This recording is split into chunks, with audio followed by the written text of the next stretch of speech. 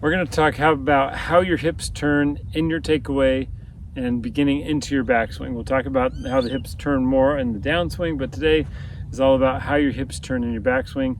A lot of us turn our hips, but we do it in a way that really doesn't help our golf swing become more powerful or improve. We do it in kind of a fake fashion. So today we're going to talk about what I look for if I'm giving you a lesson on what I want your hips to do in your takeaway as you start to begin your backswing. If you're brand new to our channel, make sure you subscribe. You'll see our future videos. You can also see the past videos. We did 2 previous videos, and this series is all about building your golf swing. So give us a thumbs up if you enjoy this video today, and if you have comments, leave those down below and we'll get to the ones that we can.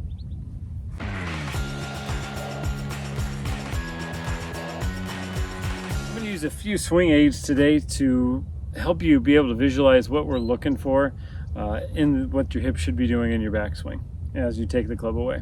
So first, I just put a alignment stick through my belt loops here. Not only is that good for timing, but it's a good visual to see what your hips should be doing. All right, so what I see a lot of people do is when they turn their hips, they turn it really flat or parallel with the earth. Okay, that's not what we're looking for when we turn our hips. So if we look from down the line, all right, as I turn my hips back, you're going to see my left hip actually decreases, all right, gets lower, and my right hip, since my leg is straightening a little bit, it'll get higher. Okay, that is fine. That's what it should be doing. It shouldn't be going flat to the earth. Okay, so the first thing you need to do is string something through your belt loops, and as you take it into your takeaway and you start to get into your backswing, there needs to be a downward set of that stick. That means you're doing things correctly, okay? That's the first way that you can check it. The next thing that I like to look for if somebody's turning their hips correctly, it's called internal hip rotation. So basically you're turning into your hip capsule here. And if you do it correctly, you're going to notice there becomes a crease across your pants. If you turn just flat with the earth, there's usually not a crease in your pants. Okay, I'll talk about the different turns and how it affects where your weight goes here in a second. All right, but that's something that we need to get rid of. Is if you're just thinking about turning flat with the earth, you're turning your hips, but you're not doing it in a way that's going to help you stay in posture or overall just make your golf swing better. Okay, the next thing that you can check, like I just talked about, so that right leg or your back leg, it's going to be straightening a little bit because it's going to be actually moving backwards. And your front leg, it basically, if we look like a tour pro, their flex that they start off with, it is about doubles. Okay, some of us might have to do it a little more. Some of us might be really flexible and do it a little less. Again, a lot of it determines what your hip flexibility is. Okay, so as we look for that, we've got what our belt lining likes to look like, what our knees tend to do. The other thing you want to do, make sure when you can flare your feet out a little bit if you need a little bit more hip turn. But the other thing we look for is when you turn, you're going to feel like the weight is on the inside heel, and it's almost like your toes are grabbing the ground so you don't basically lose your edge there. Okay, that's how we're using the ground to force against us. When we talk about weight shift here, you're going to find about 75 to 80% is moving to your right foot into your right heel.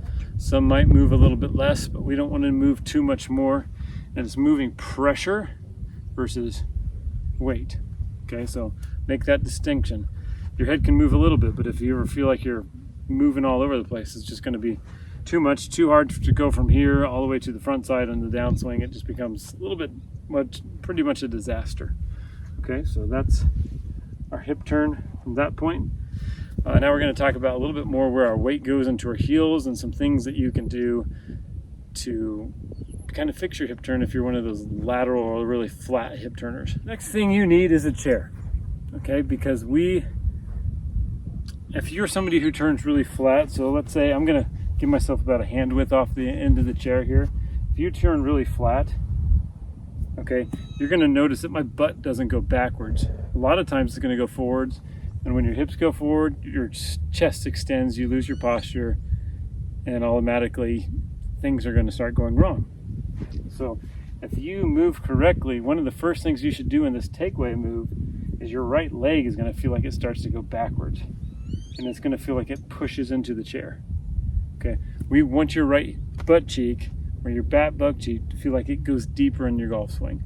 We don't want it to go forward. If it goes forward, you're going to early extend no matter what you try to do on the downswing. So it's going to go backwards, and that's where you start to get a little bit more of a crease in your pants because you're actually shifting your hips a little bit differently. A good way for you to see or what it feels like if you're kind of lost. So if you set up for it and you just try to punch somebody and you just feel that. So I want that chair to feel like it's trying to lift off the ground as I take that club back, because that's a good powerful move, is to feel like it moves backwards.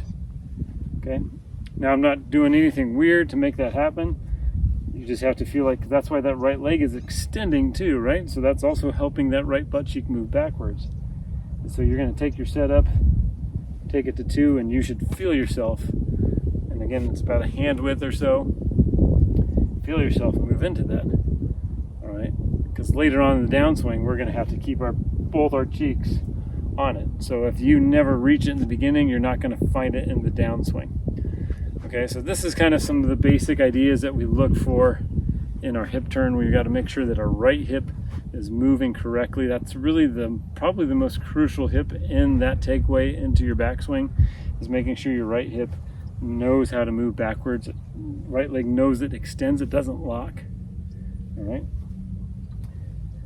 we got that little angle with our belt line. We're doing stuff, maybe double the knee flex in the front leg.